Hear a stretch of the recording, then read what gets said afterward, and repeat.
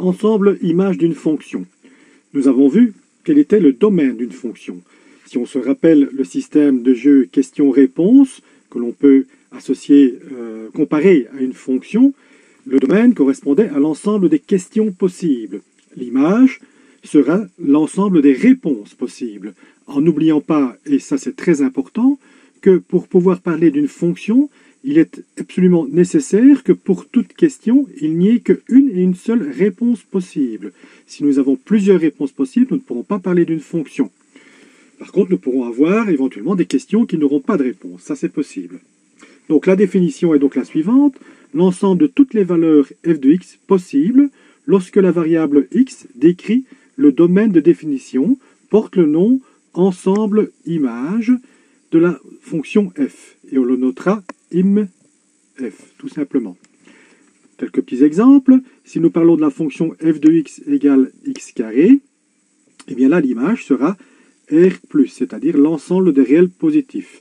En effet, quelle que soit la valeur de x que je vais prendre pour remplacer dans ma fonction x carré, je vais toujours avoir une réponse positive. Moins 3 au carré, ça me donnera 9, 0 au carré, ça me donnera 0, et 4 au carré, ça me donnera 16. Donc, quelle que soit la valeur de x que je vais utiliser, j'aurai toujours une réponse positive. Donc, mon ensemble image sera donc bien l'ensemble des réels positifs.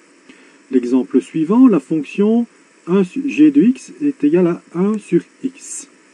Dans ce cas-ci, toutes les réponses possibles seront les réels, l'ensemble des réels, sauf le 0. Effectivement, je n'arriverai jamais à obtenir 0 avec ma fonction au départ qui est 1 sur x. Nous allons également ensuite parler du graphe cartésien d'une fonction. Le graphe de la fonction va nous permettre de visualiser de façon graphique les résultats de notre fonction. Donc la définition, le graphe cartésien d'une fonction est f est l'ensemble des points du plan de coordonnées x, y, où x appartient au domaine et y est l'image de x par la fonction. Nous écrirons y égale f de x. Y est le résultat de x par la fonction. Le graphe de la fonction f, on le notera grand G petit f, pour indiquer qu'on parle du graphe de la fonction f. Voici ici un exemple. Donc, on a effectivement, par exemple, pour le point sur l'axe des x, le point A ici, et bien on a comme résultat le point f de x. Et donc, la coordonnée, la voilà ici. Et là, donc, nous avons le point A, f de x. F de x. Voilà. Petite remarque, donc, comme on l'a dit, on ne peut pas avoir pour une fonction deux réponses à la même question.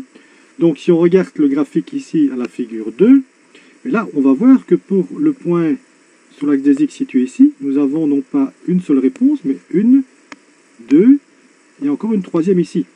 Donc ce graphique n'est pas le graphique d'une fonction, tout simplement. En examinant le graphique d'une fonction, nous le verrons dans les exercices et les exemples suivants, on va pouvoir également facilement visualiser le domaine de la fonction, le domaine qu'on va aller chercher au niveau de l'axe x, et l'image de la fonction que l'on ira chercher au niveau de l'axe y. Alors pour construire le graphique d'une fonction, on va voir quelques exemples pour voir comment est-ce que l'on procède, c'est relativement simple. Donc là, on va prendre un certain nombre de points sur l'axe x et calculer les résultats correspondants par rapport à la fonction que l'on veut représenter. Et ces résultats, on va les reporter sur l'axe y de façon à obtenir les différentes coordonnées des points. Prenons le premier exemple ici avec la fonction x carré. Donc nous allons calculer pour différents x, moins 3, moins 2, moins 1, 0, 1, 2, 3, quel est le résultat de la fonction par rapport à, donc, à cette fonction x carré.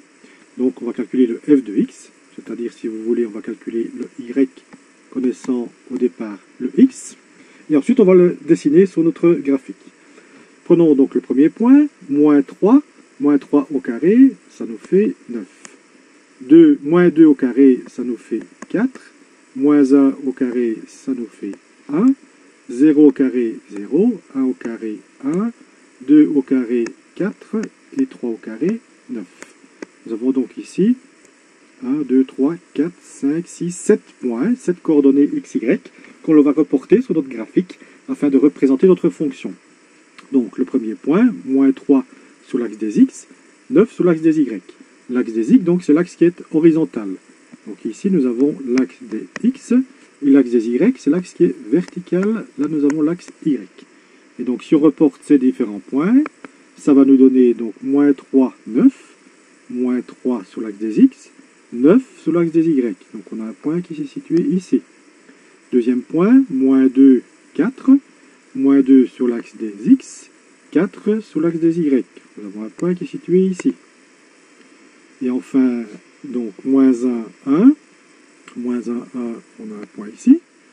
0, 0, on a un point ici. On va le faire un tout petit peu plus grand.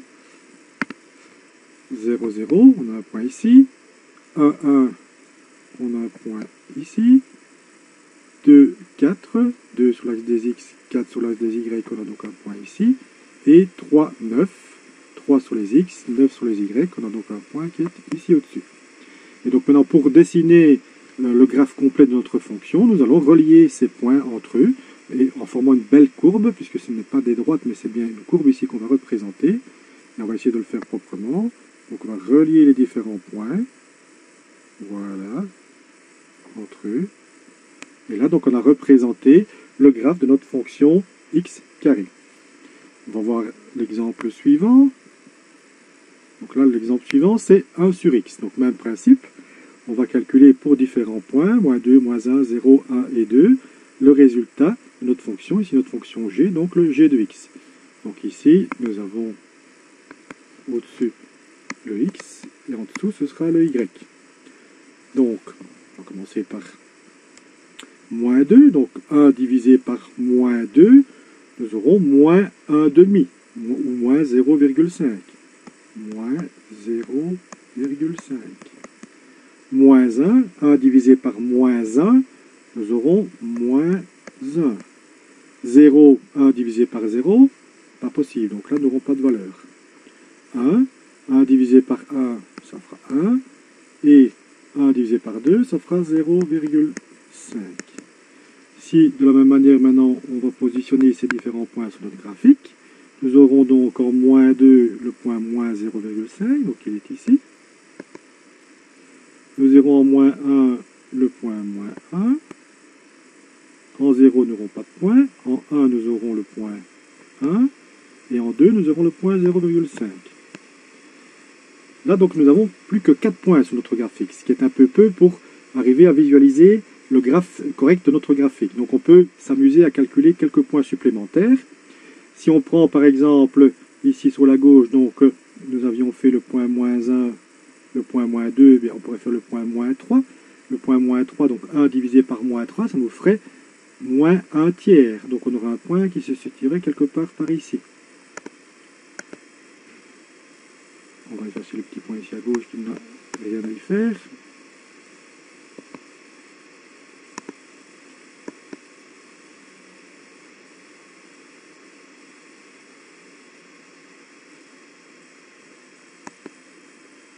Voilà.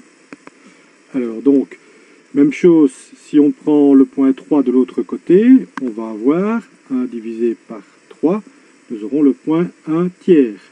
Le point 1 tiers va se situer quelque part par ici. Donc là, on voit déjà un petit peu mieux à quoi ça va ressembler. Et on peut encore prendre peut-être un point ici entre les deux, le point moins 0,5. 1 divisé par moins 0,5, ça va nous faire moins 2. Nous aurons donc un point ici. Même chose ici, le point 0,5. 1 divisé par 0,5, ça va nous donner le point de coordonnées en y, 2. Donc là, on commence à voir un petit peu mieux à quoi va ressembler le graphe de cette fonction. Si maintenant on relie ces différents points, ça va nous donner quelque chose comme ceci. Voilà. Et de l'autre côté, comme ceci. Voilà. Et donc là, on ne va jamais avoir de valeur pour le point de coordonnées x0, puisque 1 divisé par 0 n'étant pas possible, on n'a donc pas de résultat. Alors, si on voit maintenant le dernier exemple, là, nous allons faire la fonction racine carrée de x. Donc, même principe, on va calculer différents points. Notez ici que racine carrée de x n'existe que pour des valeurs positives de x. La racine carrée d'un nombre négatif n'existe pas, donc ce n'est pas la peine de s'amuser à essayer de calculer des points pour des valeurs négatives, puisqu'on n'aura de toute façon pas de résultat.